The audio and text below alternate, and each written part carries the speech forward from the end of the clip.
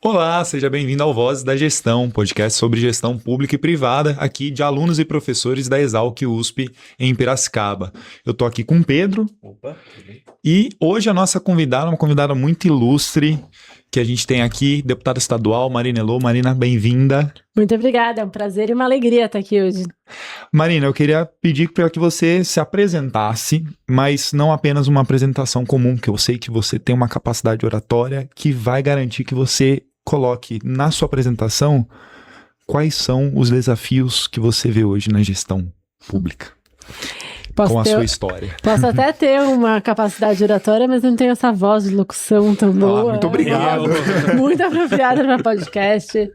Eu sou Marina, eu estou deputada estadual e acho que é importante falar estou, não sou, trazendo um pouco já da minha visão sobre gestão e sobre gestão pública, que é realmente uma atuação de serviço, uma atuação de entrega para a construção coletiva, não é nada a partir de um projeto individual.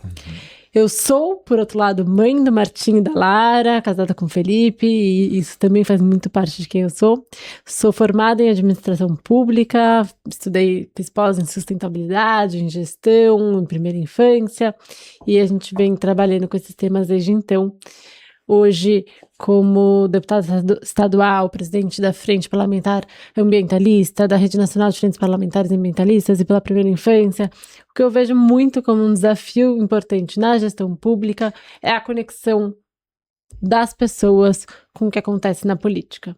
Se a gente não aproximar esses mundos, se a gente não conseguir aproximar essas realidades, a gente vai continuar tendo a captura do interesse público por poucas pessoas, de interesse privado, que se tomam dos recursos, das escolhas, que deveriam ser de todos para poucos, e a gente vai continuar numa briga ideológica entre lados, quando na verdade a maioria do que de fato faz a diferença na vida das pessoas está sendo capturado por poucos que se aproveitam dessa divisão.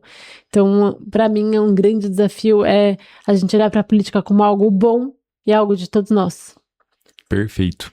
A minha pergunta é sobre política, a primeira para você. Eu estava assistindo vídeos seus, eu lembro de algumas falas suas de debates anteriores, e eu achei uma entrevista sua lá das eleições de 2020, 6 anos atrás. A senhora comentava sobre o distanciamento dos partidos com a realidade das pessoas. E de lá para cá um pouquinho aconteceu no Brasil, né? Tivemos toda a pandemia, eleições de 22, 24, orçamento secreto no Congresso. Eu queria ver a visão da senhora agora, já 6 anos depois daquela entrevista. Hoje, como está o papel dos partidos na gestão pública?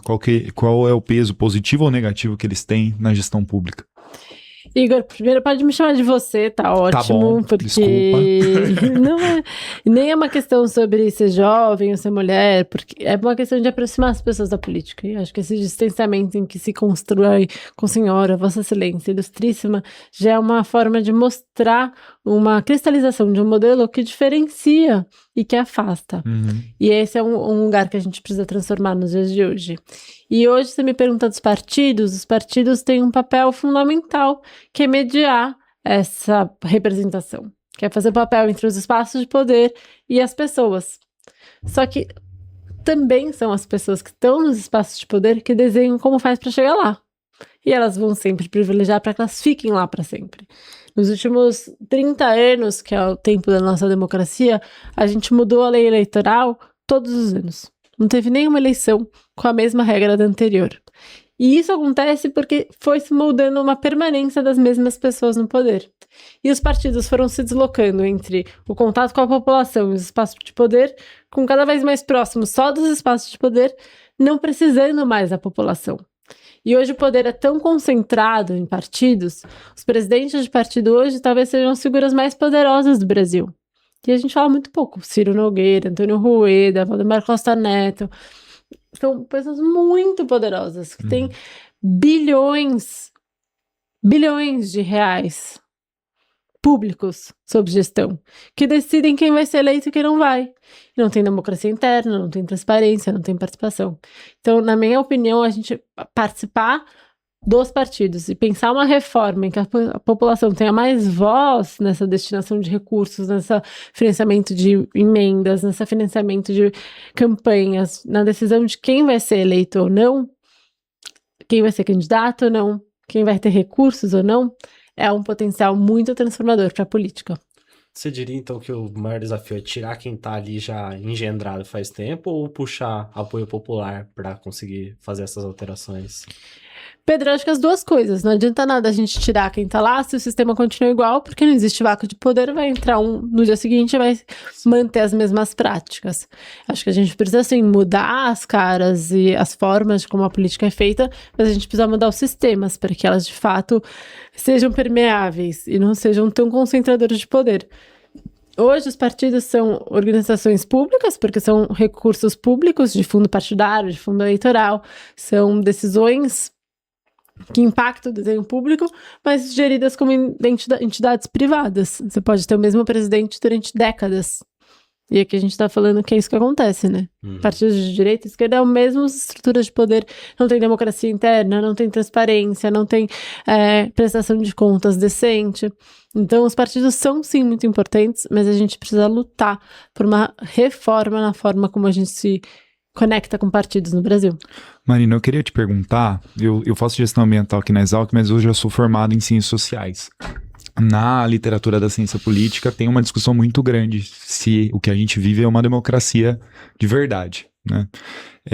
Hoje, você já com anos dentro da política institucional, dentro da estrutura do Estado, você concorda com essa visão da gente viver realmente um sistema democrático, se isso é realmente uma democracia ou não, e se não, como aproximar a população dessa democracia? Igor, para responder essa pergunta, a gente tem que lembrar de Churchill, né? Que foi, né, um grande aclamado na guerra e depois não foi eleito no seu próprio bairro e perguntado sobre a democracia, ele fala que é uma merda, mas é melhor do que todos os outros modelos que existem. E acho que essa é a síntese da democracia hoje que a gente tem. Ela tem problemas gravíssimos, seja por não entregar o que ela promete. Então a democracia, você tem uma expectativa de retorno de bem-estar social que hoje não é possível de ser alcançada, então a expectativa se frustra, e você tem um desenho democrático que precisa de tempo para maturar, para se tornar de fato representativo. E hoje, num país em que 52% da população é mulher, que tem um número altíssimo da população, a maior população negra fora da África, que a gente tem uma população de jovens muito grandes e que nenhum deles se vê representado na política, a gente vê que tem um problema ainda de maturação de democracia. Então, a democracia, ela é muito boa, ela é a melhor forma que a gente tem de avançar uma construção social, mas ela precisa ser construída, trabalhada e evoluir no tempo. E isso falta muito ainda para nós no Brasil. Perfeito. Eu queria te perguntar em relação à questão dos celulares na escola. Esse foi um projeto seu, né? Não sei se chegou a ser aprovado, se já está vigorando. Você poderia comentar um pouquinho sobre essa visão dos celulares na escola, talvez sobre a inteligência artificial também dentro desse meio, que é algo que está efervescendo e cedo ou tarde vai ter que ter algum regulamento, né, para impedir alguns problemas provenientes disso. Você poderia comentar um pouco sobre? Claro, começa contando muito feliz que não só é lei, como foi o primeiro estado que tornou lei a proibição dos celulares nas escolas, influenciando o Brasil. A gente foi para Brasília, conversou bastante, apoiou o MEC, apoiou o Congresso Nacional, e hoje é lei nacional, sancionada pelo presidente. Em todo o território brasileiro, os celulares estão proibidos nas escolas, e esse é um avanço muito importante que torna o Brasil uma referência internacional de proteção de crianças e adolescentes, seu desenvolvimento pleno, por 7 motivos, né? A gente tem um impacto muito grande na aprendizagem, na capacidade de prestar atenção, e ontem a Califórnia teve uma decisão na justiça muito significativa contra as Big Techs, provando que elas desenham um produto que vicia, e ao viciar e fazerem isso intencionalmente, principalmente com crianças e adolescentes, elas têm que ter responsabilidade sobre isso. E por viciar, é feito para viciar. O tempo de segundos do vídeo, a estrelinha, do jeito que pisca, faz com que as crianças e adolescentes, principalmente, mas todos nós sejamos viciados, prestem menos atenção. Não tenham capacidade de prestar atenção a um longo período de tempo, aprenda menos. E só isso já é grave o suficiente, né? Mas a gente tá falando de uma grave retrocesso no desenvolvimento de competências socioemocionais e relacionais. As crianças e adolescentes não conseguem mais conversar, não conseguem mais se desenvolver, porque é na escola que, a partir da briga, da criatividade, de ter que inventar alguma coisa para fazer no recreio, que você desenvolve competências que vão ser necessárias no resto da sua vida.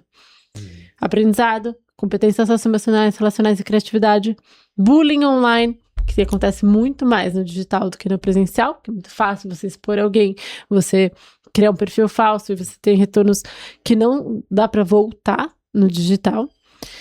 Você tem uma exposição de violência muito maior, então as crianças e adolescentes ficam expostos a conteúdos de violência, de pornografia, que sensibilizam eles desde muito cedo, e ao mesmo tempo há criminosos que estão na internet buscando essa adultização, buscando essa encontro com crianças e adolescentes para cometerem crimes. A gente não deixa uma criança sozinha na rodoviária, a gente deixa uma criança sozinha na internet. Isso é muito preocupante. O quinto ponto é uma crise de saúde mental, né? Nunca antes a gente teve tantas crianças e adolescentes com ansiedade, depressão, tentativa de suicídio, e isso é muito grave. Isso tem diretamente relacionado à comparação e às lógicas das redes sociais. E o sexto ponto é a desigualdade social. Todas as escolas de elite já estavam proibindo celulares nas escolas, já sabiam desses dados, já entenderam que era muito importante garantir algumas horas seguras para crianças e adolescentes poderem se desenvolver longe dos celulares. E a gente não podia ter esse fosso da desigualdade no Brasil aumentando ainda mais com as escolas públicas, em que os professores me falavam, não consigo dar aula porque as crianças não saem do celular. Então a proibição de celulares nas escolas também vem para diminuir esse fosso da desigualdade e garantir que a gente possa ter essas horas mais saudáveis para as crianças.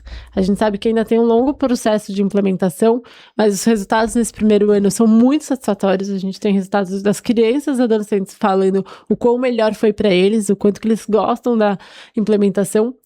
Todos os indicadores de aprendizagem cresceram nesse ano, também no conjunto de várias ações, e eu estou muito satisfeita e feliz de poder ter dado essa contribuição, que eu acho que é uma das principais legados que a gente deixa, a garantia de que essa discussão continue viva e que a gente tenha a certeza de que... Só para encerrar esse assunto, você vê alguma... que você tem alguma opinião sobre a IA nesse sentido? Esse não é um projeto contra a tecnologia em si. Ele é um projeto contra redes sociais e internet com acesso no telefone, porque é a dinâmica que é feita para viciar, para criar todos os pontos que eu trouxe no celular. As crianças não estão passeando pelo Louvre no celular. Elas estão vendo vídeos curtos no TikTok. Acho que a tecnologia pode sim ser um bom aliado para o desenvolvimento educacional e para a educação. Mas todos os estudos no mundo nesse tema mostram que sozinhas elas não resolvem. Que a educação ela necessita ser intermediada entre pessoas e que fortalecer professoras e professores é o que faz a diferença. E acho que a inteligência artificial vai no mesmo sentido. Pode ser que ela ajude principalmente professores e professores a fazerem uma boa gestão, as escolas conseguirem boas organizações, montarem planos de estudos mais individualizados, conseguirem otimizar o processamento de dados. Mas achar que a inteligência artificial vai substituir um professor ou que a pessoa vai conseguir responder as perguntas todas para a inteligência artificial e vai estar aprendendo é uma ilusão que a gente já viu que não deu certo em outros lugares. Perfeito. Marina, eu sou professor, eu queria agradecer você pessoalmente por essa lei, porque assim, no chão de sala de aula isso fez uma diferença, foi brutal, como em dezembro a gente tava se matando para ter atenção deles e em fevereiro era o paraíso na Terra. É uma delícia ouvir isso, obrigada. Olha, eu te agradeço pessoalmente. E esse projeto deve ter tido todo um processo de negociação, você já falou que a gente precisa aproximar a população, né, da política para a gente ter resultados. Eu queria te perguntar, além dessa distância e de a gente sempre ter os mesmos rostos da política lá, ou mesmo sobrenome, quais são outros desafios que você vê na gestão pública e o papel da corrupção que você vê dentro do Estado brasileiro ou dentro das organizações brasileiras, né? Qual é o impacto da corrupção direto que você tem a impressão ali na Assembleia Legislativa? A corrupção continua sendo, para mim, um dos principais problemas que a gente tem hoje no Brasil, porque ela reforça um modelo extremamente patrimonialista do nosso Estado, que muitas vezes desemboca na corrupção, mas por outras captura o interesse público a favor de interesses privados, e ainda que seja de formas legais, são absolutamente legítimas, e a gente precisa falar mais sobre isso. O caso Master tá aí para mostrar na nossa cara do que a gente está falando. A gente está falando de bilhões de reais, a gente está falando de corrupção em todos os níveis, em todo o Brasil, em todos os estados, e mostra que a gente tem muito para caminhar.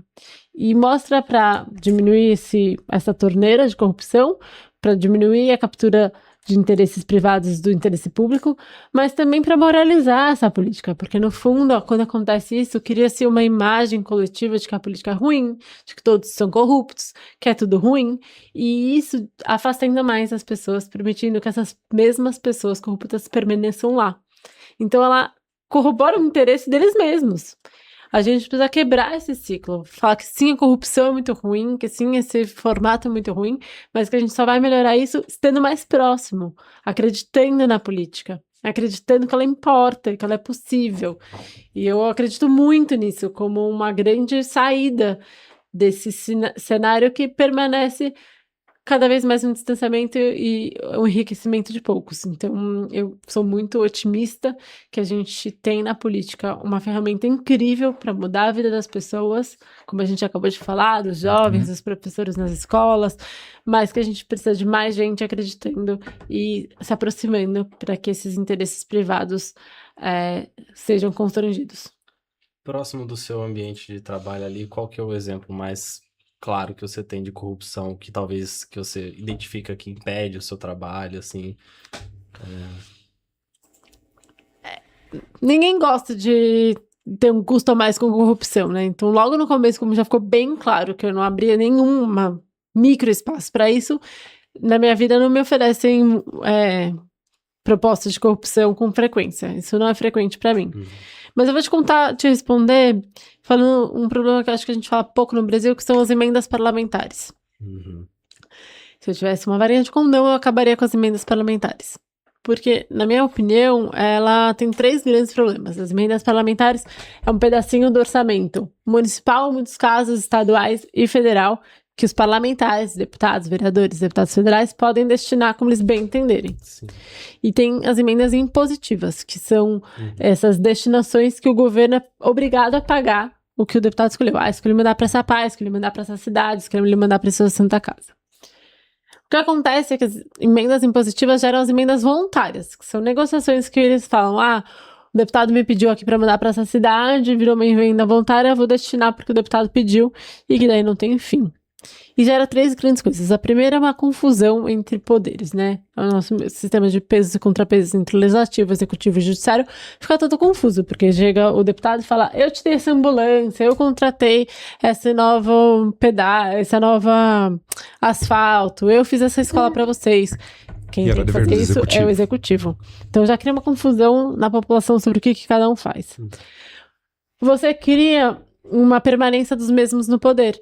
Porque você destina muita emenda, que um valor muito alto do orçamento, que mantém os mesmos no poder, porque eles falam de entregas individuais, e daí permanecem que eles ficam no poder, e você não consegue ter uma alternância de poder. Muito mais difícil, porque eles têm muito recurso. A gente está falando que o ano passado foram 70 bilhões de reais de emenda no Brasil, só em nível federal.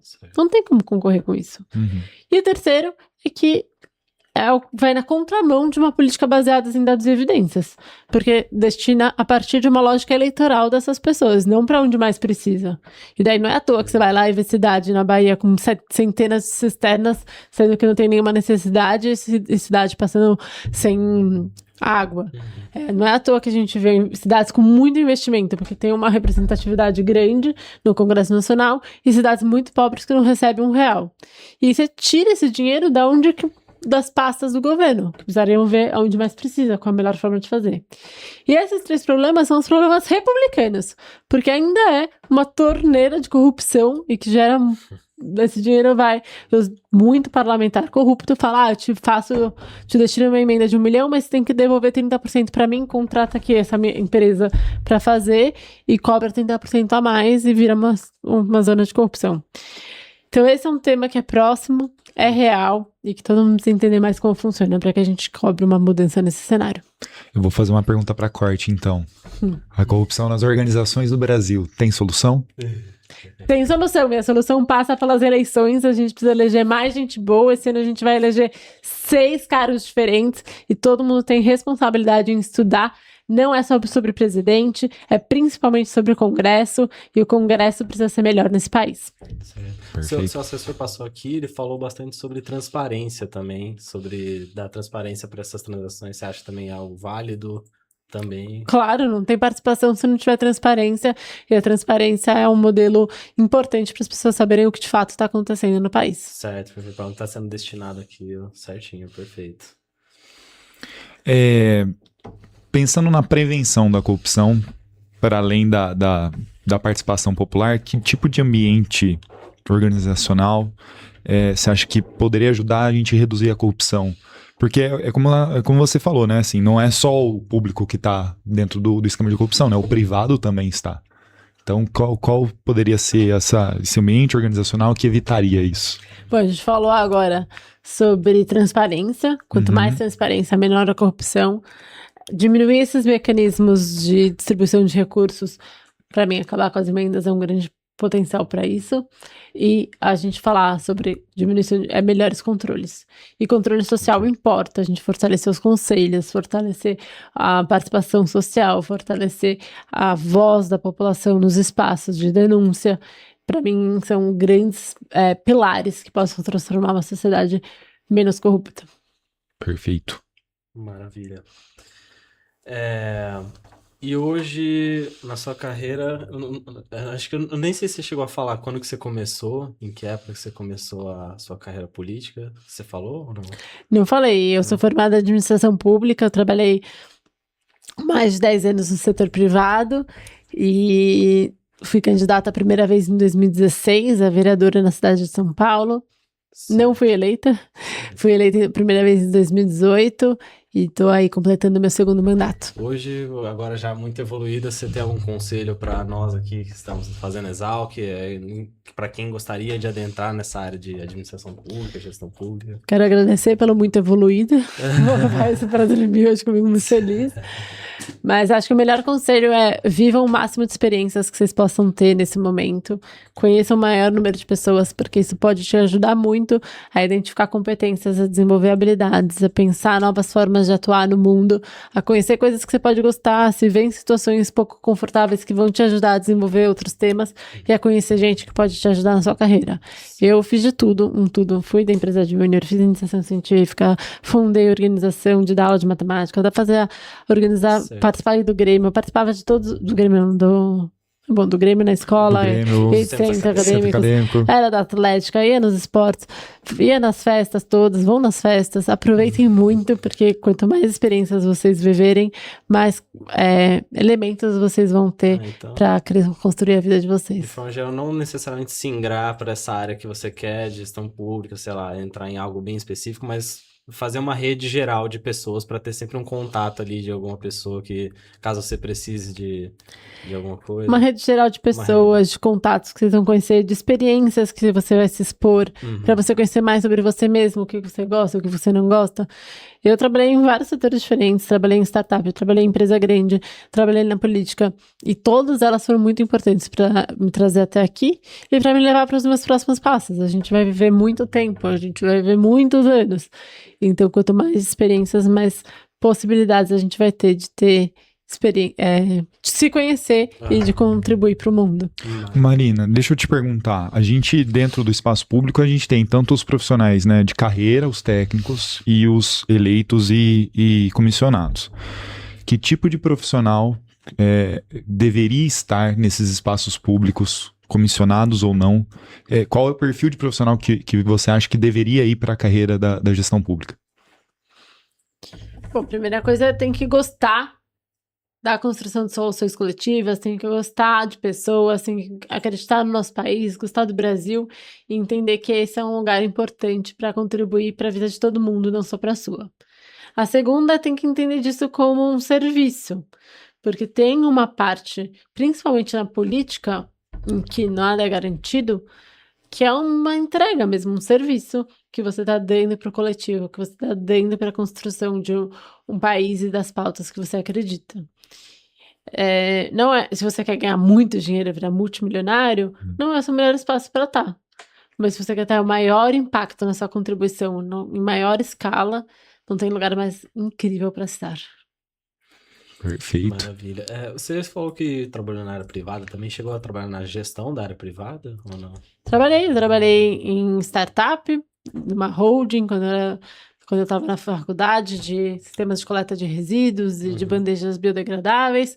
Depois entrei no programa de trainee da Natura e trabalhei 8 anos, quase 9 anos na Natura. Certo, então você pode dizer, você poderia sintetizar dessa forma que a gestão do setor privado é maximizar o lucro e a gestão do setor público é destinar os recursos para as áreas carentes ou não necessariamente. Essa é a visão que eu tenho de forma geral. Acho que são espaços diferentes para a construção de impacto, mas mesmo no setor privado, que parte de uma lógica de maximização de lucro que é legítima, pode ter um impacto gigante na sociedade também. E entender que todos os espaços, a partir de uma lógica de impacto positivo, ela pode acontecer. Você prestar um bom serviço bancário, um bom serviço de saúde, um bom serviço de roupas, é um impacto que faça fazer diferença. Você empregar pessoas e dar uma boa capacidade e estrutura de trabalho pode fazer diferença. Então, eu entendo que o setor privado também pode ter um impacto positivo a partir do impacto que ele traz na sociedade ou a forma como ele atua no mundo e tem que ser responsável por isso. E no setor público, não é só destinar para quem é os mais vulneráveis ou para quem mais precisa, mas é como se organiza melhor a sociedade para maximizar o potencial de todo mundo florescer, de todas as crianças serem seu maior potencial, das empresas crescerem o máximo possível, da gente gerar mais emprego, da gente diminuir o número de pessoas que precisam de um auxílio direto. Então, na minha visão, como a gente constrói todos os espaços legítimos que a gente possa estar para ser o melhor possível. Deixa eu aproveitar para perguntar, então, qual foi o impacto do Renova BR na vida da senhora?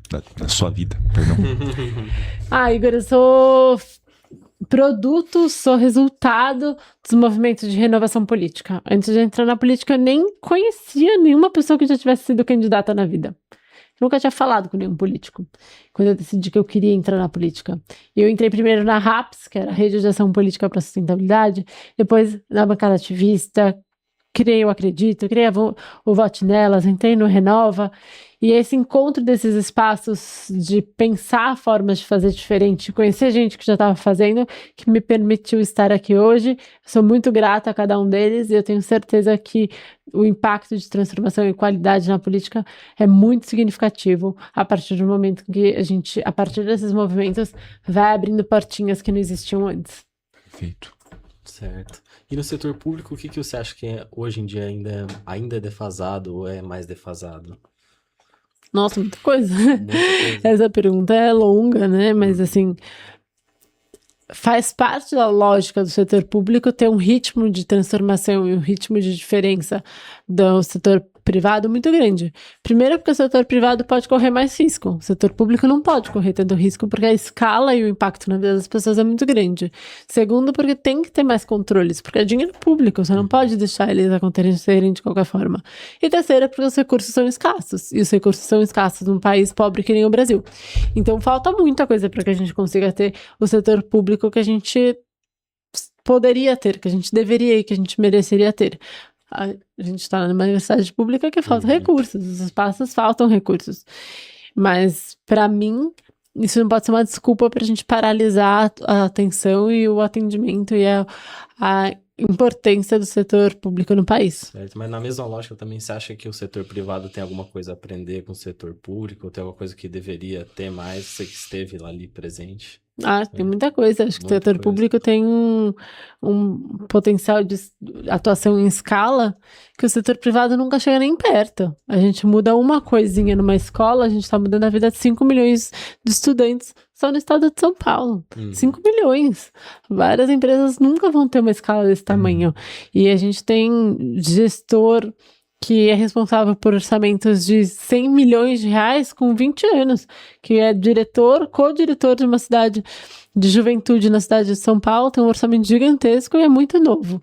Então tem um nível de pressão, um nível de tomada de decisão, um nível de escala que é muito rico no setor público, que todo o setor privado pode se apropriar muito. Certo. É uma pergunta que eu tenho também para vencer aqui, você acha que é mais perigoso a administração pública se inspirar na gestão privada ou a gestão privada se inspirar na administração pública?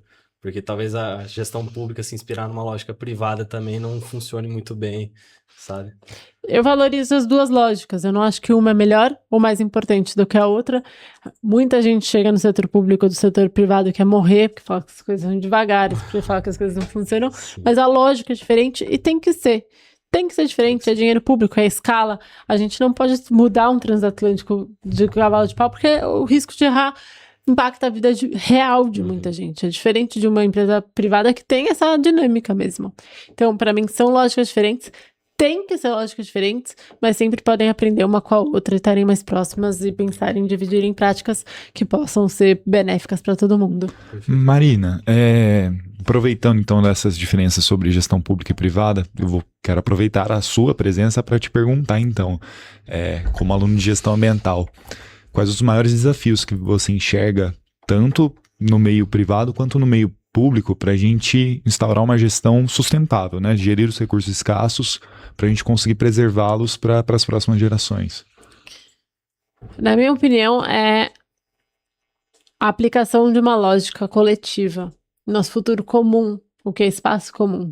A sustentabilidade sofre de uma tragédia, que é a tragédia dos comuns, porque ela impacta todos nós, impacta a vida de todo mundo, a qualidade do ar, o acesso à água, o desmatamento, o aquecimento global. E, ao mesmo tempo, a gente não consegue individualizar esse impacto. E daí faz com que as pessoas olhem cada vez mais para uma lógica individualista, patrimonialista, uma lógica do seu próprio interesse, que o que impacta a todos, a gente não se comove da mesma forma, não se implica na solução da mesma forma. E isso acontece muito no governo, isso acontece muito numa gestão pública em que a sustentabilidade é um tema amplo e cada um está muito preocupado com a proteção dos seus próprios interesses imediatos. E daí a gente tem esse descompasso entre o coletivo de longo prazo e o imediato individual. E essa é uma briga intensa para que a gente consiga dar um passo robusto numa sociedade mais sustentável, e para isso a gente precisa de mais gente definida e comprometida com a causa. Perfeito. Perfeito. E na sua percepção, ali na administração pública, tem alguma área de formação que é meio defasada de forma geral? Talvez a área da sustentabilidade não seja muito tratada, ou esteja começando a sair alguma coisa benéfica dali, algo sustentável. O Brasil viveu por uma revolução universitária nas últimas décadas e a gente tem muita gente boa, bem formada em todas as áreas. O que a gente tem é um descompasso entre a oferta de capacidade e competência de gente muito boa, bem formada, com a absorção dessas pessoas, tanto pelo mercado quanto pelo setor público. E trazer essas pessoas muito bem formadas, competentes, capacitadas para construir soluções é um desafio ainda que a gente tem. Perfeito. Bom, eu acho que já tá dando tempo. Nossa, que aula. Que aula. Marina, a gente quer agradecer a sua presença aqui no Voz da Gestão, a palestra que você deu aqui pro pessoal da Exalc também, antes da gravação. E eu queria deixar a oportunidade de você deixar uma mensagem para quem tá ouvindo a gente, para quem tá assistindo a gente, do geral, uma mensagem para o futuro, uma mensagem para você também falar sobre o seu trabalho, enfim, uma despedida. Obrigada, Igor. Obrigada, Pedro. Foi um prazer estar aqui no Voz da Gestão, na Exalc, que é uma faculdade que eu admiro tanto, que dá uma contribuição tão significativa para o Brasil e para o estado de São Paulo. É um prazer e, ao mesmo tempo, quero deixar um recado para aproximar da política, para você fazer um convite mesmo. Vocês que estão aqui nos entrevistando, quem está nos escutando, saiba que vocês podem melhorar a política e que isso é fundamental. Não só votar, porque vocês já sabem que votar é importante. A gente vai votar em 6 coisas esse ano: presidente, governador, deputado estadual, deputado federal, 2 vezes para senador. É muito significativo. mas se engajem numa campanha. Escolham, tem de todos os partidos, de todas as matrizes ideológicas, tem alguém que é bom, que é competente, que é sério. Escolhe alguém, faça a campanha, se engaje, participe, aproxime a política do seu dia a dia e das pessoas ao seu redor, porque isso tem um potencial de transformação muito grande. E deixar aqui o convite para quem quiser conhecer mais meu trabalho, entrar lá nas nossas redes sociais, Marina Helou, H-E-L-O-U. Pode mandar e-mail se tiver dúvidas, perguntas, ideias de projeto de lei, ideias de projetos. Vai ser um prazer ter vocês com a gente, vai ser um prazer continuar conversando com vocês. Obrigada, pessoal, obrigada por me terem aqui. Obrigado, Marina. Sigam também os Vozes da Gestão no Instagram, TikTok, YouTube, todos os canais, todas as redes sociais, estamos presentes em tudo. Pedro, obrigado. Muito obrigado. Marina, obrigado. E é isso, gente. Espero que tenham gostado. Até o próximo episódio.